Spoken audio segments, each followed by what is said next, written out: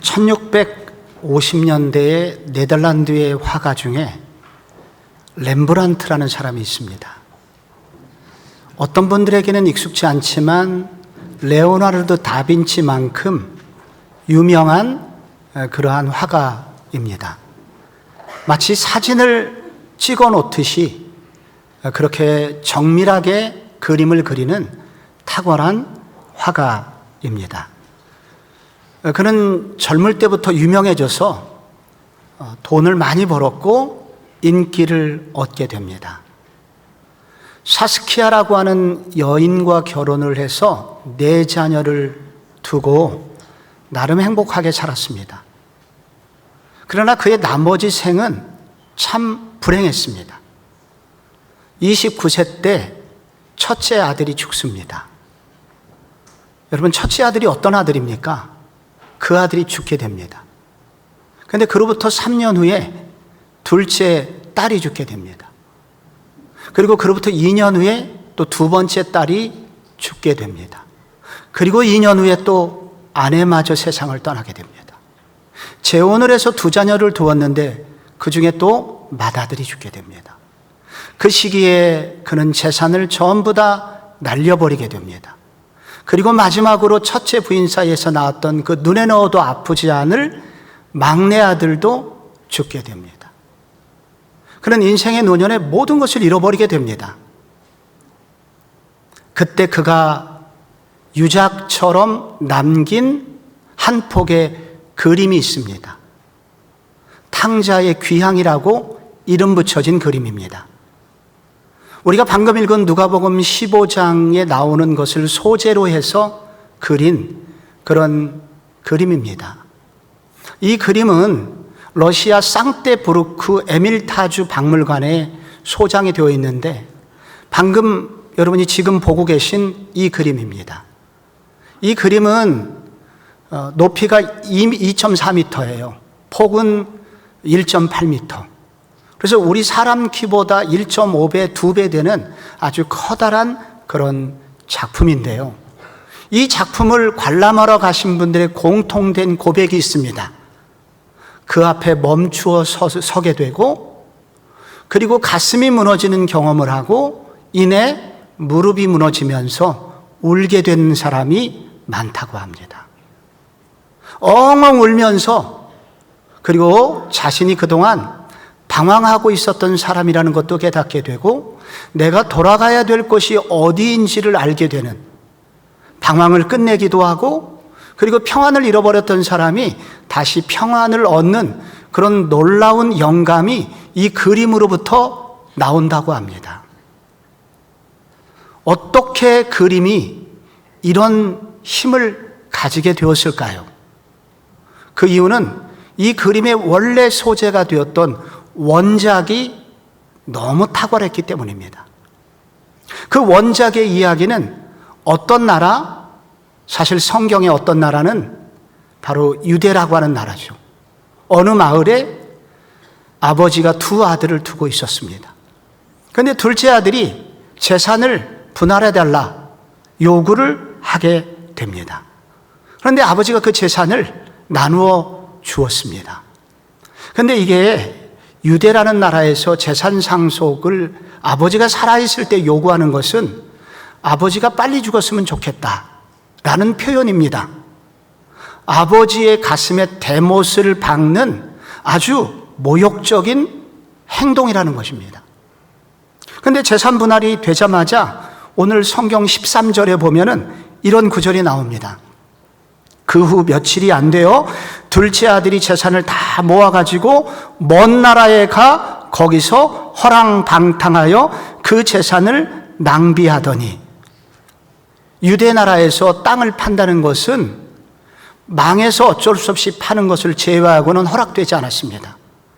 땅은 대대후손 조상으로부터 물려받은 그것을 다음 자녀에게 반드시 물려줘야만 하는, 소위 가문 안에서만 거래가 가능한 그런 그 한 가문의 재산이었기 때문입니다. 그런데 수일 내로 그가 다 재산을 현금으로 만들어 가지고 먼 나라로 갔다고 합니다. 이런 행동은 아버지를 모욕하는 것으로 끝나지 않고 아버지를 그 동네에서 매장시키는 행동입니다. 아버지를 완전히 죽여버리는 행동입니다. 먼 나라로 갔다고 나왔는데, 여기서 먼 나라는 이스라엘 옆에 두로라는 나라, 시돈이라는 해상무역으로 돈을 많이 번 환락의 도시들이 있습니다. 이런 이방의 도시로 그는 이사를 하게 됩니다. 그런데 여기서 먼 나라는 장소만 먼 나라를 말하는 것이 아니라 생활의 방식이 전혀 다른 나라, 아버지의 집에서 거룩하게 여겨지던 것들이 모두 다 무시되는 그런 전혀 새로운 세계를 의미하고 있습니다. 여기서 재산을 허랑방탕 낭비했다고 합니다. 이 단어의 원래 뜻은 재산을 바람에 날리다. 가끔 헬기로 돈 뿌리는 사람이 있죠? 바람에 돈을 뿌리듯 그렇게 쓰게 됩니다. 그런데 어떤 일에 돈을 썼는가? 뒤에 보면은, 오늘 읽지 않은 30절에 보면은 아버지의 살림을 창녀들과 함께 삼켜버린 이 아들, 그러니까 그가 떠나간 먼 나라는 인격적인 관계로 맺어진 관계가 아니라 돈으로 맺어진, 관계 맺어진 그런 삶을 살면서 즐기다가 돈을 다 날려버리게 되었다는 것입니다. 이 아들은, 둘째 아들은 적당히 방황한 것이 아닙니다. 적당히 방탕한 게 아닙니다. 오늘날로 이 아들을 표현한다면 딱 맞는 표현은, 가까운 표현은 존속살해범. 아버지를 찌르고 아버지를 죽인, 아버지의 전체를 부정해버린 아들일 뿐만 아니라 또한 그 사회를 부정하는 사이코패스가 바로 둘째 아들입니다. 성경은 이런 사람을 죄인이라고 합니다. 그런데 적당한 죄인이 아니라 당시 사회에서 용납받을 수 없을 만큼 큰 죄인이 둘째 아들이었습니다. 그런데 이 아들이 돌아왔고 이 아들이 아버지의 품에 안기고 있습니다. 탕자가 귀향을 한 것입니다. 어떻게 이런 일이 있을 수 있었는가? 이 놀라운 비밀 때문에 렘브란트는 그 그림을 그렸고 많은 사람이 거기서 울게 되었다는 얘기입니다. 어떻게 이 탕자는, 둘째 아들은 아버지에게 돌아왔고 아버지 품에 안길 수 있었을까요? 먼저 흉년 속에서 비참한 자기의 진면목을 보았기 때문입니다. 먼 나라로 가서 무슨 일이 생겼습니까? 흉년이 들게 되었습니다. IMF가 왔다는 거예요. 대량 실업이 발생했고 그리고 굶주림이 시작이 됐습니다.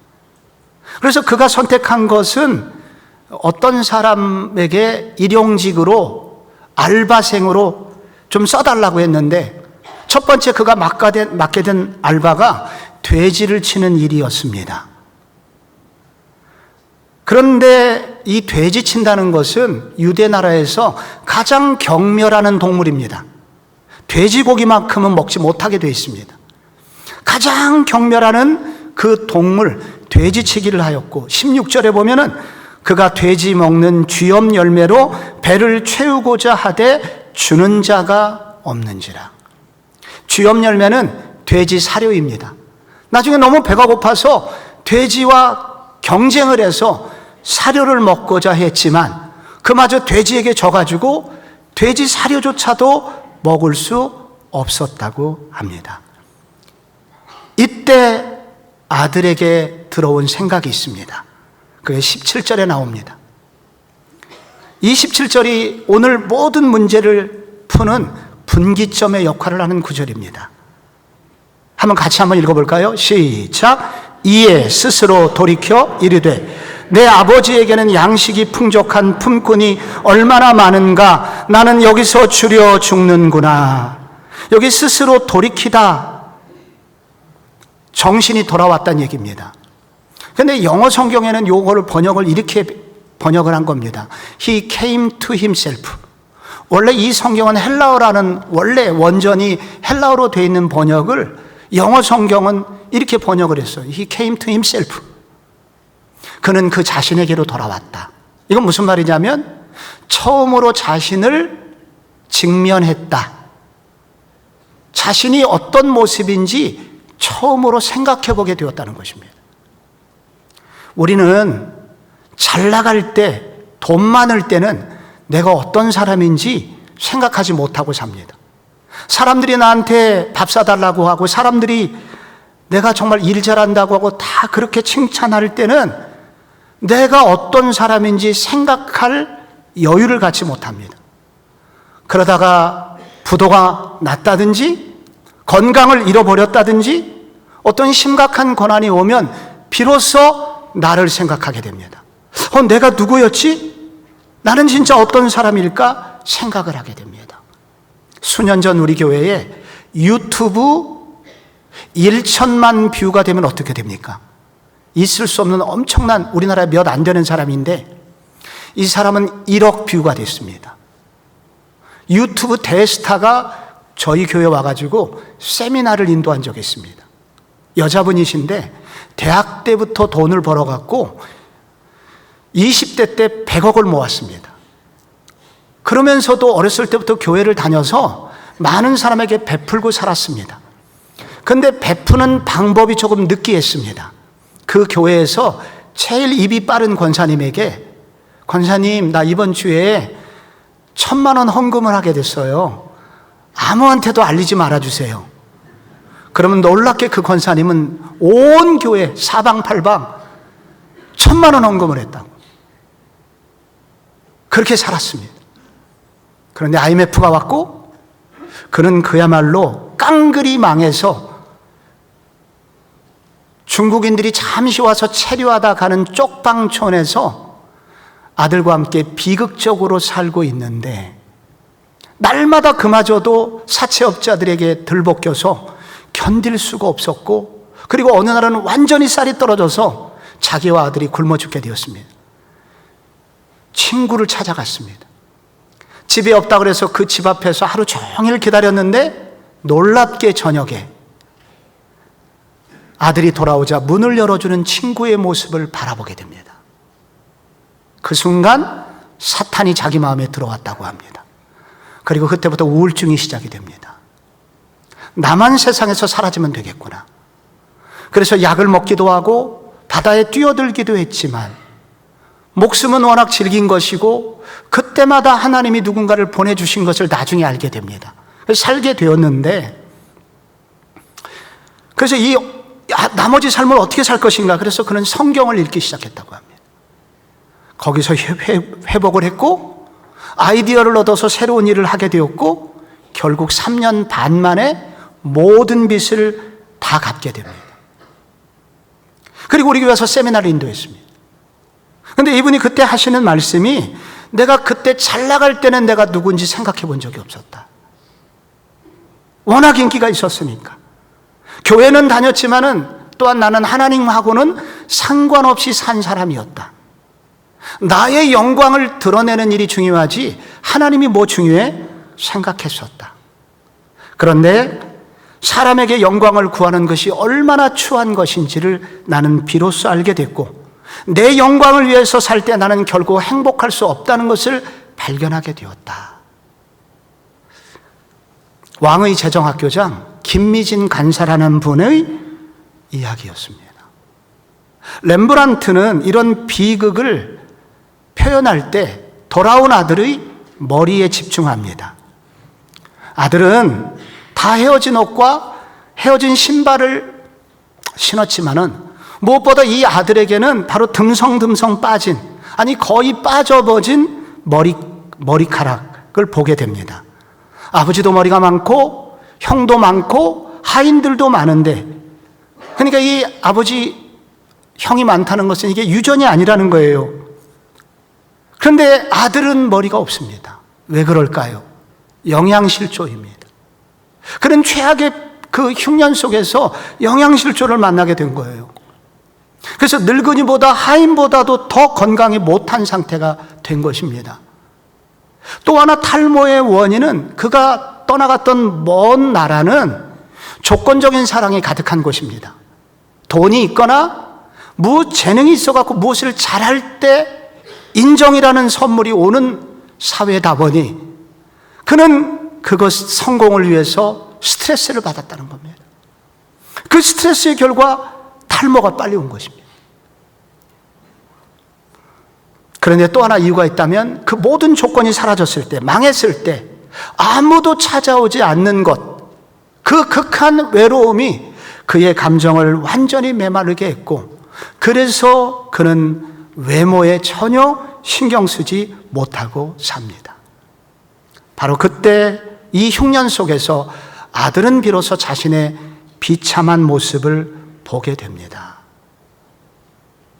성공할 때는 몰라요. 내가 실패하고 망하고 어려움 생기면 그때 우리는 비로소 나를 진짜 받아줄 사람이 누구인지 알게 됩니다. 내가 돌아갈 수 있는 곳이 어딘가 하는 것을 비로소 생각하게 됩니다. 만약에 오늘 이 예배를 드리고 있는 분들 중에서 나에게 흉년이 찾아온 분이 있다면 그것은 어려운 일만은 아닙니다. 한편으로는 축복일 수 있습니다. 만약에 이 흉년 속에서 정말로 나를 받아줄 사람을 발견할 수만 있다면, 나의 비참한 진면목을 깨닫고 정말로 돌아갈 곳이 어딘지를 생각하는 기회가 될 수만 있다면 여러분이 만난 흉년은 축복일 수 있습니다. 여기서 탕자의 귀향은 시작이 됩니다. 탕자는 어떻게 돌아오게 된 것인가? 두 번째 이유가 있습니다. 그에게 결단이 있었습니다. 돌아서려는 결단이 있었습니다. 17절에 보면 이에 스스로 돌이켜 이르되, 방금 읽었던 구절이죠. 내 아버지에게는 양식이 풍족한 품꾼이 얼마나 많은가. 정신이 돌아왔을 때 첫 번째로 든 생각, 나에게 아버지가 있다는 생각이었습니다. 나에게 아버지가 있었지. 나는 그 아들이지 하면서 아들 의식이 그에게 있었습니다. 이것이 그를 집으로 돌아오게 만들었습니다. 레므란트가 그린 그림을 보면은 이 탕자의 오른쪽에 단검이 있습니다.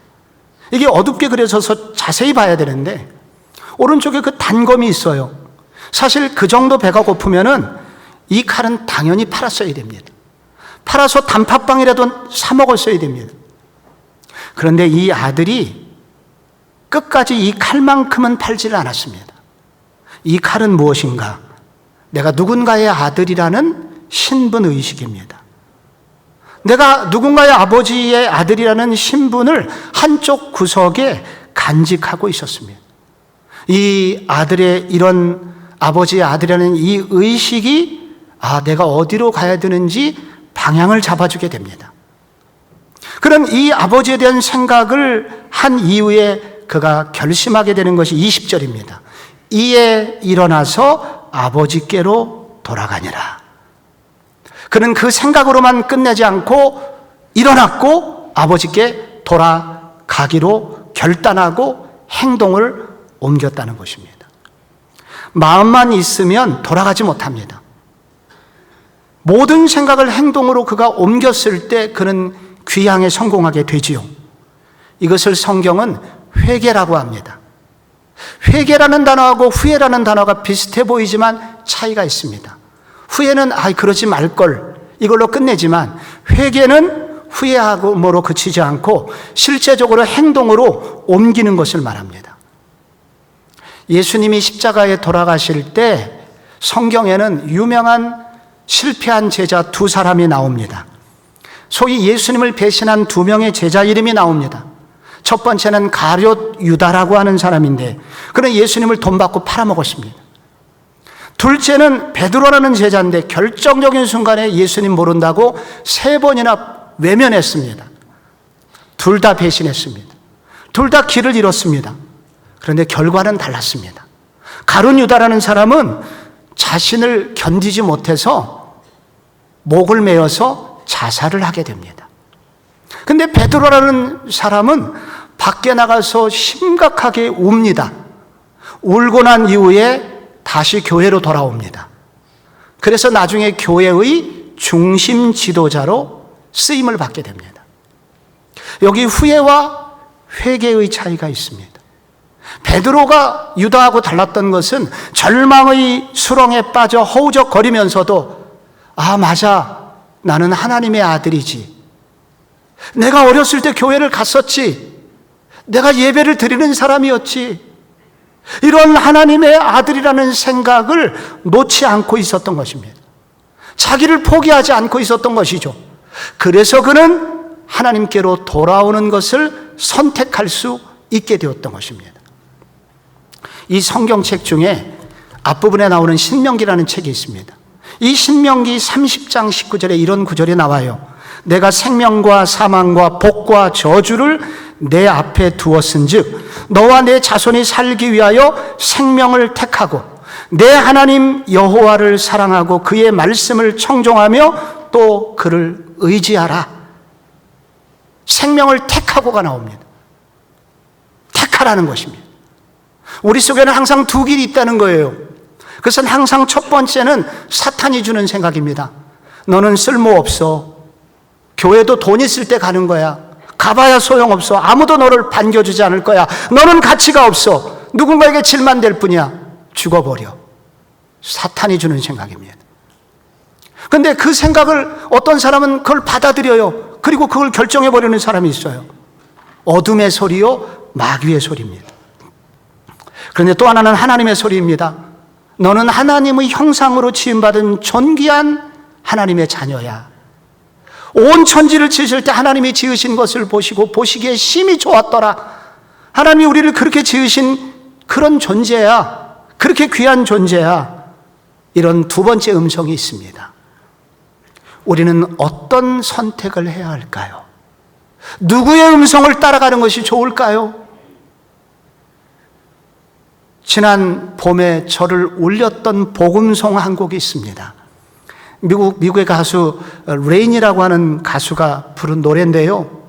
믿지 않으시겠지만 나는 여전히 예수님께 기도를 합니다. 라는 어떤 청년들, 일단의 청년들의, 방황하는 청년들의 내용이 담긴 가사입니다. 나는 천국 못 갈 것 같아요. 성경이 말하는 하지 말라는 짓은 제가 골라서 다 했거든요.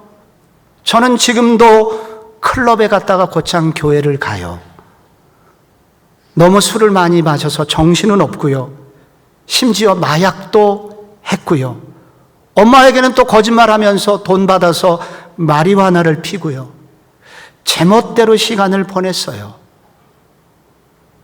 믿지 못하시겠지만, 믿기 힘드시겠지만 You might not believe it, but I still talk to Jesus.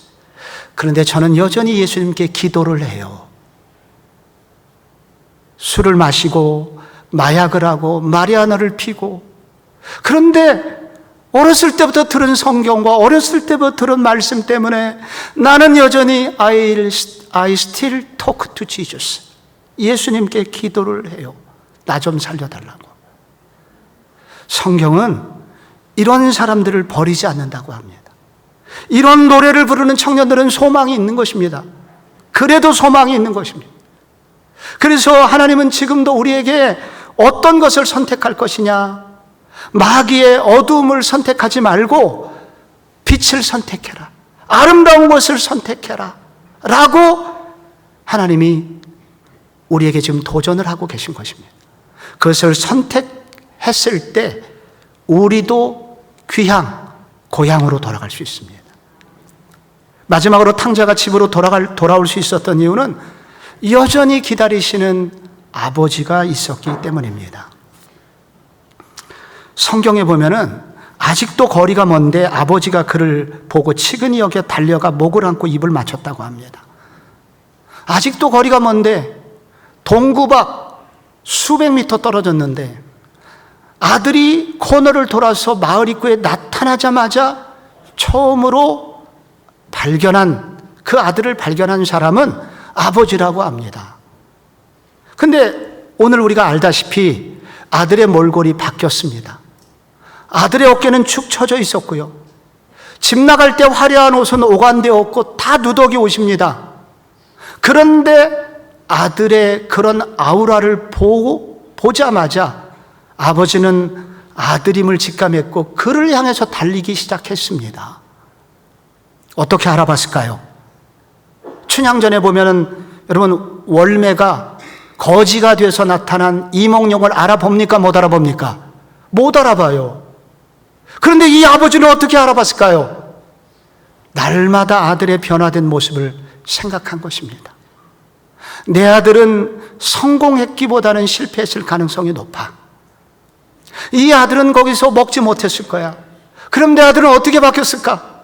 머리는 어떻게 됐고, 몸은 어떻게 됐고, 고개는 어떻게 하고, 날마다 아들을 생각한 겁니다. 그리고 기다리고 거기를 바라본 것입니다. 그래서 아들이 나타나자마자 아버지는 아들을 발견했던 것입니다. 달려갑니다. 유대 사회에서 아버지들은 결코 달리지 않습니다. 조선시대 양반의 문화와 히브리 문화가 비슷해요. 그래서 아버지는 달려가지 않습니다. 게다가 도포를, 세마포 옷을, 치마 형태의 옷을 입고 있습니다. 달려갈 수도 없습니다. 그런데 아버지는 어른의 모든 체면을 구기면서 아들을 향해 달려갑니다. 100m 달리기 선수처럼. 그런데 조금만 기다리면 아들이 올 텐데 굳이 달려갈 필요가 있었을까요? 그 이유는 마을 사람들이 먼저 발견하기 전에 아들을 발견해야만 했기 때문입니다. 아들은 지금 부모의 가슴에 못을 박은 것을 넘어서 그 조국을 등진, 소위 하나님을 믿는 율법 공동체를 무시하고 떠난 아들이었기 때문에, 그런 아들은 성경에 보면 돌에 맞아 돌을 던져서 죽이도록 투석형에 처하도록 되어 있었습니다. 아버지는 아들 대신에 돌을 맞기 위하여, 아들이 맞기 전에 먼저 내가 맞아야지 하면서 아들을 향하여 달려갔던 것입니다. 아들이 내가 아버지께 죄를 지었다고 그렇게 말을 막 하려고 그러는데, 아버지는 그 말을 들은 척도 하지 않고 대신했던 일이 있습니다. 22절에 종들에게 이르되 빨리 제일 좋은 옷 가지고 손에 가락지를 끼우고 신발을 신기고 송아지를 잡아가지고 잔치를 하자. 그래서 그 아들을 데리고 들어갑니다. 여기서 제일 좋은 옷은 긴 드레스의 세마포 옷인데요, 성경에 보면 죄인이 하나님께 오기만 하면 우리를 용서해 주시는 것만이 아닙니다. 너 죄가 없어 정도로 끝내시는 것이 아니라 우리를 깨끗하게 해주신다는 겁니다. 이런 표현을 다른 표현으로 의의 예복을 입혀주신다고 합니다. 바로 아들에게 그의 죄를 다 씻어줄 뿐만 아니라 너는 의로운 사람이야 하면서 의의 예복을 입혀줍니다. 가락지에는 도장이 새겨져 있습니다. 네가 어느 집안의 아들인지, 누구의 아들인지 이름이 기록되어 있습니다. 그래서 가락지를 끼워줬다는 것은 아들의 신분을 회복시켜줬다는 얘기입니다. 신발은 노예들에게는 신발이 없어요. 그래서 너는 노예가 아니야, 내 아들이야 하면서 잔치상으로 그를 이끌고 들어갑니다. 궁금한 게 있습니다. 이 아버지 왜 이렇게 하는 것일까요? 사실은 처음부터 궁금한 게 있습니다. 아니, 아들이 저기 자기 마음대로 하지 못하도록 말렸어야 되는 거 아니야? 재산을 왜 분할해줘? 그리고 떠나지 못하게 혼냈어야 되는 거 아니야? 왜 아버지는 가만히 있었을까? 그리고 재산을 다 날려먹고 온 이 아들을 환영하다 못해 잔치까지 해주는 건 너무 심한 것이 아닌가? 궁금합니다. 그런데 이 아버지가 왜 이렇게 했을까요? 한마디로 사랑 때문이었습니다. 사랑하기 때문에. 아버지가 그 아들에게 바라는 것은 딱 하나입니다. 사랑의 관계였습니다. 조건의 사랑이 아니라 억지로 만들어진 돈 때문에 엮인 사랑이 아니라 진실한 사랑. 아버지는 무조건적으로 사랑하길 원했고 그 아들도 이 사랑에 반응해서 무조건적으로 사랑을 아들로부터 받기 원하는 그 유일한 한 가지 소망 때문에 아버지는 이렇게 하게 되었다는 것입니다. 렘브란트가 그린 이 그림을 다시 한번 보시면 이 아버지의 얼굴이 눈이 흐릿합니다. 눈이 흐릿한 아버지의 모습이 나옵니다. 거의 시력을 잃어버린 모습, 즉 사랑에 눈먼 아버지. 다른 아무것도 보이지 않고 오직 아들밖에, 아들이 돌아오면 그것으로 충분한, 사랑의 눈이 먼 아버지, 그것으로 충분했다는 것입니다. 사랑의 눈 먼 아버지였기에 아들에게 강요하지도 않고 속박하지도 않고 밀어붙이지도 않고 그냥 한없이 기다릴 수밖에 없는 아버지. 이 정도 부자가 되려면 또 아버지는 똑똑했을 거고 억척스러웠을 거예요. 그런데 이상하게 이 아들 앞에서만큼은 이 아버지는 바보가 됩니다. 왜? 그게 사랑이기 때문입니다. 이북에서 피난 와서 자수성가한 억척스러운 권사님 한 분을 제가 알고 있습니다. 그래서 작은 빌딩 한 채를 갖고 있는 분이에요. 근데 외아들이 사업을 한다고 어떻게 용케 엄마가 그거 갖고 있는 걸 알고 막무가내로 돈을 달라고 요구합니다. 그래서 어쩔 수 없어서 엄마가 그것을 주긴 줬는데 얼마 가지 않아서 예상대로 사업은 폭삭망했고 아들도 거지가 되고 권사님도 다시 가난해졌습니다. 사람들이 물었습니다. 아들이 사업을 잘할 줄 알았나요? 망할 줄 알았나요? 망할 줄 알았습니다. 근데 왜 주셨나요? 안 주면 아들하고 원수가 됩니다. 아들에게 이 돈을 주고 그 아들이 망하고, 그래서 망해봐야 자수성가해서 고생해서 번 돈 내가 다 날려서 우리 엄마가 지금 다시 가난하게 됐구나. 그렇게 될 때 비로소 부자 과부가 아니라 나를 어머니로 그 아들이 받아들이게 됩니다.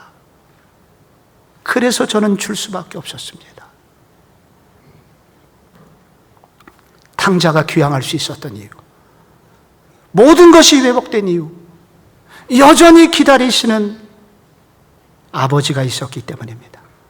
그 자리를 여전히 기다리고 계시고, 그리고 이유 없이 조건 없이 무조건 받아주시는 아버지, 이 사랑의 아버지가 있었기 때문에 이 아들은 돌아와서 아버지의 품에서 안식을 얻을 수 있게 되었던 것입니다.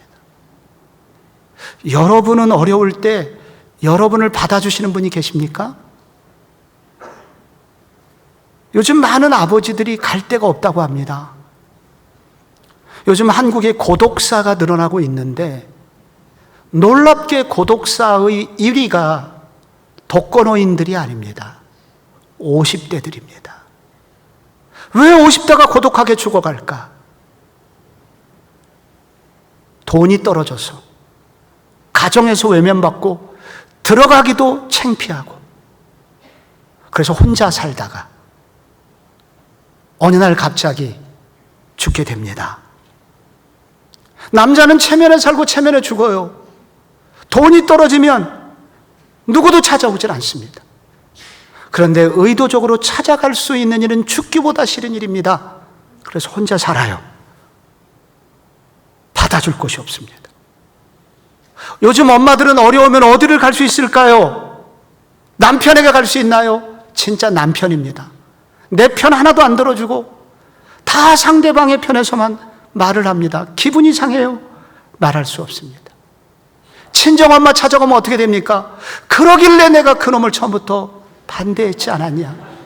네가 억지로 고집 피우면서 하더니 꼴 좋다 이 새끼 하면서 그렇게 오히려 역정을 내실 것이 뻔한데, 그래서 우리 엄마들이 갈 데가 없어요. 여러분, 누가 받아주십니까? 여러분, 청년들이 어려울 때 어디를 갈까요? 실패도 한두 번이지, 한두 번 부모에게 손 내미는 것도 눈치가 보이고, 그래서 더 이상 손을 벌릴 수가 없습니다. 저희 교회 새벽마다 청년들에게 밥을 주거든요. 여기 오는 청년들 눈동자를 보면 눈이 또릿또릿한 아이들, 대학생들, 눈이 흐릿하고 눈치 보는 애들, 졸업한 지 3년, 4년, 5년 됐지만 직장을 구하지 못하고 이 근처에 여전히 남아있는 청년들입니다. 이것도 한두 번이지. 이런 청년들 누가 받아줍니까? 도대체 어려울 때 우리는 누구를 찾아갈 수 있을까요? 누가 우리를 받아줄까요? 성경은 기다리는 아버지가 있다고 합니다. 이유 없이 조건 없이 나를 기다려주시는 아버지가 있다고 합니다. 그 아버지께로 우리가 돌아가야 합니다. 그런데 오늘 여러분이 아직 못 보신 그림이 있습니다. 오늘 아버지가 아들을 받아주기 위해서 치러야 되는 대가가 하나 있습니다. 그것은 무엇인가? 그것은 이제 밭에서 일하다가 돌아온 큰아들입니다. 잔치를 거부하고 아버지에게 면담을 요청합니다. 노예시켜가지고 아버지 불러와. 아버지, 내가 여러 해 뼈 빠지게 일했지만 친구들한테 염소새끼 줘갖고 잔치하라고 한 적이 없는데 창녀들하고 재산을 다 날려버린 아들한테 잔치 송아지를 잡아줘요. 아버지 똑바로 하시오. 그 소리는 안에 있는 많은 이웃들에게도 들렸을 겁니다.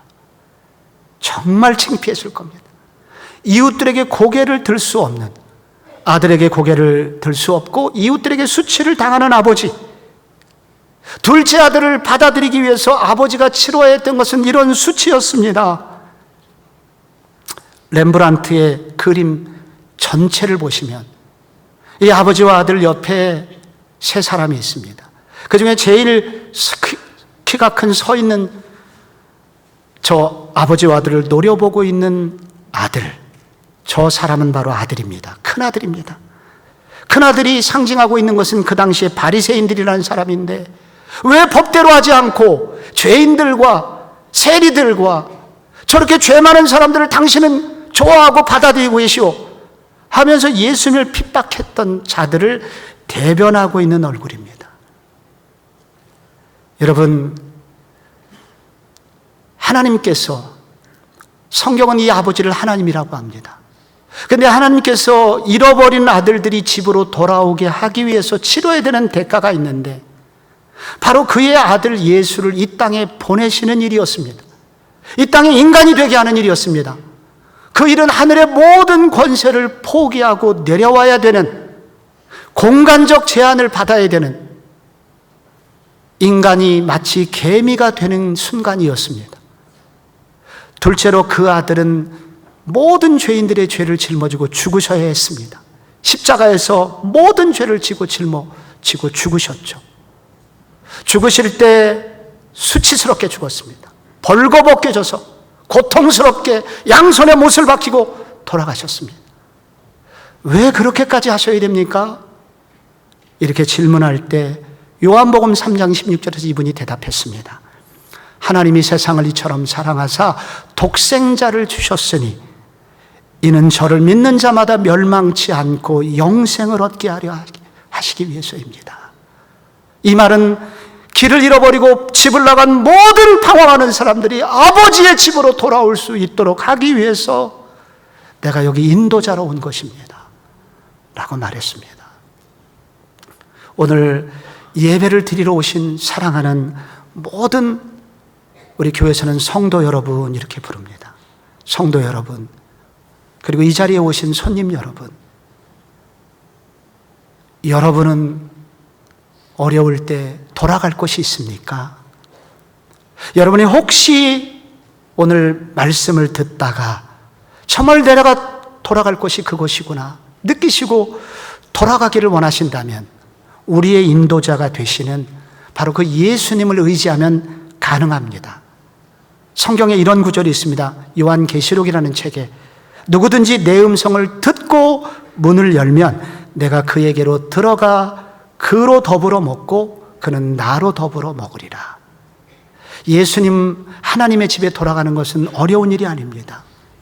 과거의 나를 청산하고 인도자이신 예수님의 손을 잡고 가면 결국 아버지의 집에 도착하게 됩니다.